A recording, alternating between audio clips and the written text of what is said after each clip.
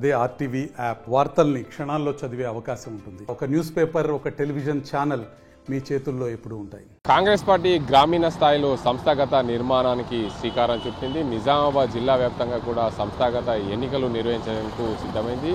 దాంట్లో భాగంగానే కార్యకర్తలు సమావేశం ఏర్పాటు చేసుకున్నారు. ప్రతి గ్రామీణ స్థాయిలో పార్టీ బలంగా ఉంటేనే జాతీయ స్థాయిలో బలంపేతం అవుతుందనే ఉద్దేశం మీద పార్టీ నిర్వహణ చేస్తుంది. దీనికి అంతటికి సంబంధించి స్థానిక సంస్థల ఎన్నికలో దృష్టిలో పెట్టుకొని సంస్థాగత నిర్మాణానికి శ్రీకారం చుట్టిన నేపథ్యంలో నిజామాబాద్ జిల్లాలో ఏదైతే డీసీసీ నగర కాంగ్రెస్ అధ్యక్షులకు పోటీ తీవ్రమైందనే చెప్పొచ్చు. నిజామాబాద్ జిల్లాకు సంబంధించి చూసుకుంటే ముగ్గురు ఓసీకి సంబంధించిన వ్యక్తులు, మరో ముగ్గురు బీసీకి సంబంధించిన వ్యక్తులు పోటీలో ఉన్నట్లు తెలుస్తుంది. ఓసీకి సంబంధించిన వ్యక్తుల్లో ప్రధానంగా ఆ ఆర్మూర్ నియోజకవర్గానికి సంబంధించి అంకాపూర్ గ్రామానికి చెందిన మాజీ గ్రంథాలయ చైర్మన్ మారా చంద్రమోహన్తో పాటు మాజీ ఎమ్మెల్సీ అరికెల నర్సారెడ్డి, మాజీ వ్యవసాయ మార్కెట్ కమిటీ చైర్మన్ నగేష్ రెడ్డిలు పోటీలో ఉన్నట్లు తెలుస్తుంది. వారితో పాటు బీసీ నేతలకు సంబంధించి చూసుకుంటే బీసీకి సంబంధించి కమ్మర్పల్లి మండలానికి చెందిన బాల్కొండ నియోజకవర్గానికి సంబంధించి అయితే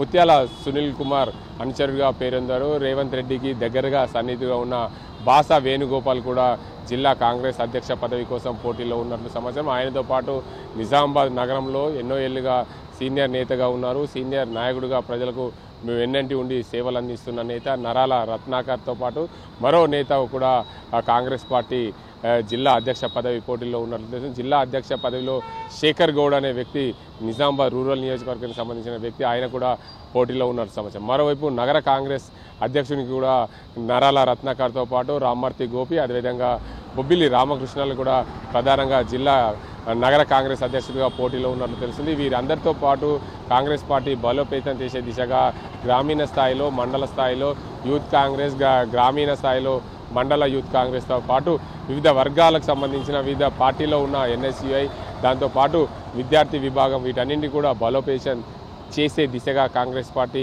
కసరత్తు చేస్తుంది. అందులో భాగంగా నిజామాబాద్ జిల్లా ఇన్ఛార్జ్ సంబంధించి చూసుకుంటే నిజామాబాద్ జిల్లాకు సంబంధించి ఏదైతే పరిశీలిగా ఉన్నారో ఎమ్మెల్సీ ఏదైతే ఎన్ఎస్యుఐ రాష్ట్ర అధ్యక్షుడు ఆయన బల్మూరి వెంకట్ నిజామాబాద్ జిల్లాలో పర్యటన చేసి కార్యకర్తలతో సమావేశం ఏర్పాటు చేసుకున్నారు.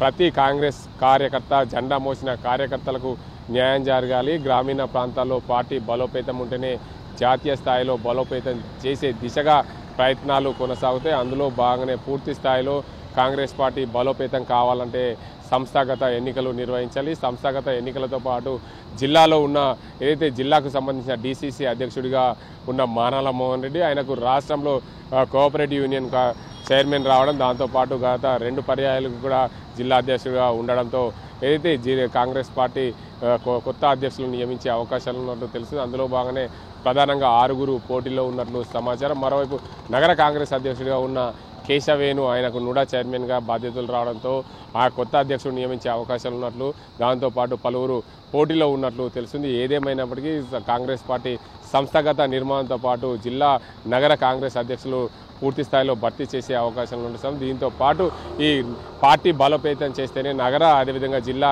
కాంగ్రెస్ అధ్యక్షులు పోటీ అయితే తీవ్రమైందనే చెప్పవచ్చు. ఇది ఇక్కడ పరిస్థితి. కెమెరా సాజింతో గంగారెడ్డి, ఆర్టీవీ, నిజామాబాద్. మరిన్ని వీడియోస్ కోసం ఛానల్ ని సబ్స్క్రైబ్ చేయండి. లేటెస్ట్ అప్డేట్స్ కోసం వాట్సాప్ ఛానల్ ని ఫాలో చేయండి.